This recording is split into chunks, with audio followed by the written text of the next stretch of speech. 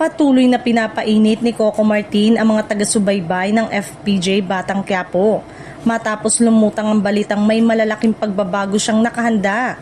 Ipinatupad sa Hit Kapamilya series. Hindi nalingid sa kaalaman ng publiko na personal lang tinututukan ni Coco ang direksyon ng kwento, production at takbo ng serye. Kaya naman, inaasahan ng marami na mas lalo pang titindi ang mga susunod na kabanata ng palabas. Ayon sa mga ulat, magkakaroon ng panibagong pagbabago sa yugto ng buhay ng karakter ni Tanggol, kung saan mas lalalim ang mga revelasyong kanyang mga laban na haharapin niya.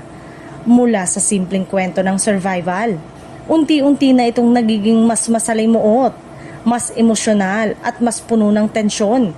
Isang malinaw na senyales ng malaking direksyong pagbabago sa naratibo ng serye. Kasama rin sa mga inaasahang pagbabago ang pagpasok ng mga bagong karakter at personalidad sa kwento. Layunin umano nitong gawing mga sariwa at mas dinamiko ang takbo ng palabas, habang pinananatili ang orihinal na tema ng aksyon, drama at buhay, masa na siyang kinagigiliwan ng audience. Hindi rin maiiwasan ang pagbabago sa cast, kung saan may ilang karakter na tuluyan ng magpapaalam at may mga bagong papalit.